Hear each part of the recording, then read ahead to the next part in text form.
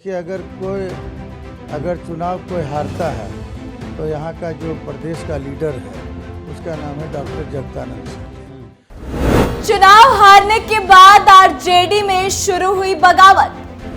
जगदानंद सिंह के इस्तीफे की उठने लगी मांग। जगदा बाबू और तेजस्वी की वजह से चारों सीट हार गई आरजेडी। राजद नेता ने तेजस्वी को बता दिया बुद्धिहीन।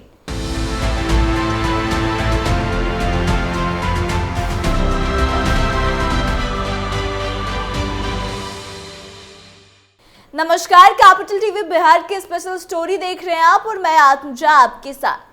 देखिए, बिहार में हुए 4 सीटों पर उपचुनाव के परिणाम सामने आते ही अब आरजेडी में बगावत शुरू हो गई है।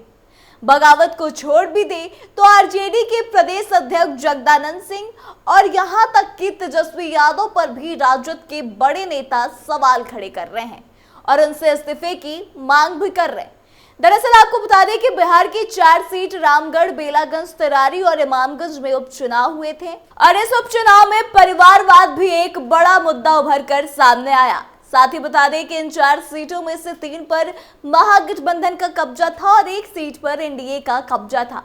लेकिन चुनाव होने के बाद स्थिति पूरी तरह से बदल गई और महागठबंधन को चारों सीटों पर मात खानी पड़ी।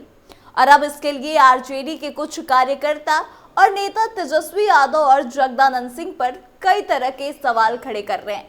उनके रणनीति पर सवाल उठ रहे हैं। इतना ही नहीं, लोग तेजस्वी यादव को बुद्धिहीन तक कह रहे हैं।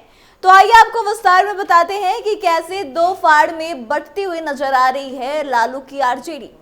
दरअसल इस बार बिहार में 4 सीटों पर उपचुनाव हुए थे, जिसमें 3 पर आरजेडी ने अपने उम्मीदवार खड़े किए थे। लगभग सभी सीटों पर दिग्गजों की लड़ाई थी और परिवारवाद का भी बोलबाला था। लेकिन इन चारों सीटों में से सबसे हॉट सीट था बेलागंज और रामगंज का सीट। इन दोनों ही सीटों पर आरजेडी के 2 दिग्गजों की साख दांव पर थी और दोनों का ही किला ढह गया।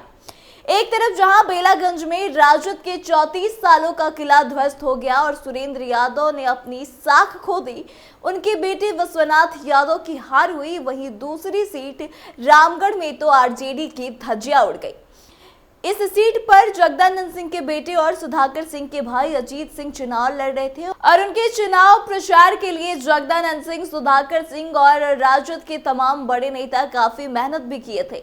लेकिन इन तमाम कोशिशों के बावजूद भी अजीत सिंह तीसरे नंबर पर चले गए और अब इसको लेकर आरजेडी में कार्यकर्ता और नेता तमाम तरह की बातें कर रहे हैं। इसी क्रम में राजद के सीनियर लीडर और पूर्व एमएलसी आजाद गांधी ने राजद की पोल खोल दी है और जगदानंद सिंह की धज्जियां उड़ा दी।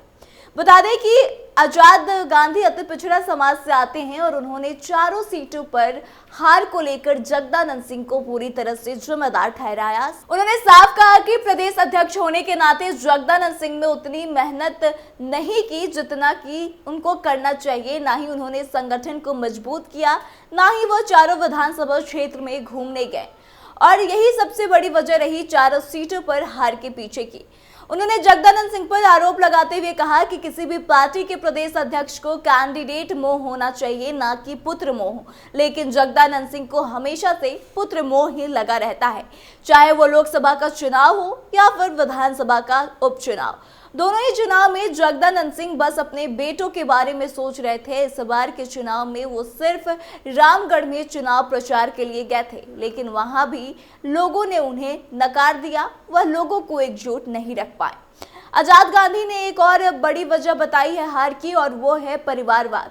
उन्होंने साफ कहा कि परिवारवाद के कारण आरजेडी को हार झेलनी पड़ी। इतना ही नहीं, उन्होंने यह भी दावा किया कि आरजेडी के नेता और कार्यकर्ताओं को इस बात का अंदाजा पहले से था कि रामगढ़ में अजीत सिंह 4 नंबर पे चले जाएंगे, लेकिन वो तो अच्छा हुआ कि वो 3 नंबर पे आ गए।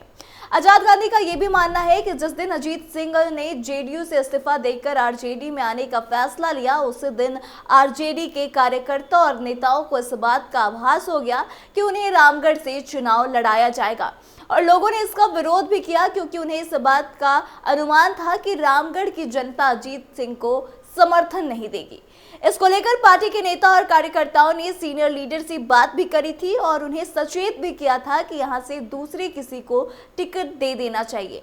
यहाँ तक कि आजाद गांधी का ये भी कहना है कि उन्होंने सुनील सिंह के नाम पर भी चर्चा की थी, लेकिन लोगों के लाख कहने के बावजूद भी शीर्ष नेतृत्व ने उनकी बात को नकार दिया और इसका नतीजा यह हुआ कि रामगढ़ पर राजद को तीसरे नंबर की जगह मिली।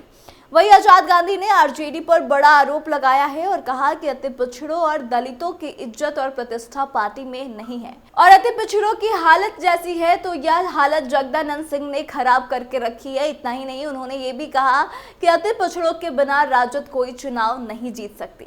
बता दें कि आजाद गांधी से जब पूछा गया कि किस रणनीति पर पार्टी को काम करना चाहिए और पार्टी से कहां चूक रह गई, तो इस पर उन्होंने साफ कहा कि तेजस्वी यादव को अगर भगवान सुबुद्धि दे तो तेजस्वी यादव के पास पावर है कि वो जगदानंद सिंह से प्रदेश अध्यक्ष की कुर्सी छीन ले और उसकी जगह पर किसी काबिल व्यक्ति को बिठाएं।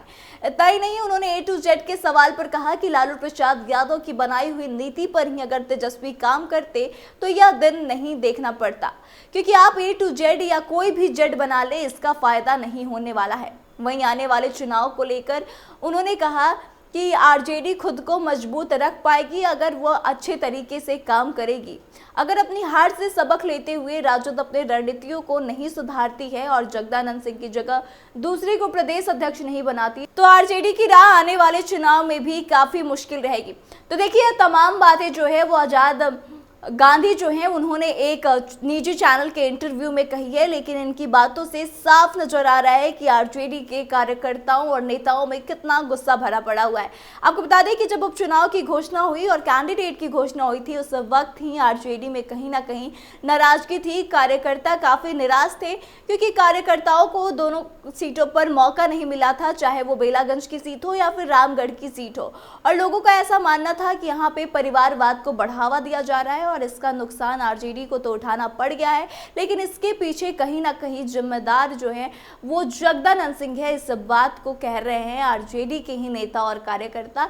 तो आपको क्या लगता है कि इसके बाद क्या वाकई में जगदानंद सिंह को इस्तीफा दे देना चाहिए या फिर अभी भी उन्हीं को तेजस्वी कुर्सी पर बिठा के रखेंगे? और तेजस्वी के बारे में भी कार्यकर्ताओं की जो राय है कि उनके A to Z करने से पार्टी नहीं जीतेगी, उन्हें लालू प्रसाद यादव के समीकरण को ही यानी कि MY समीकरण पर ही काम करना पड़ेगा। तो इसके बारे में आपका क्या कहना है, इस पर भी अपनी प्रतिक्रिया दें और आगे की तमाम अपडेट्स के लिए बने रहे हमारे साथ। देखते रहे कैपिटल टीवी बिहार। धन्यवाद।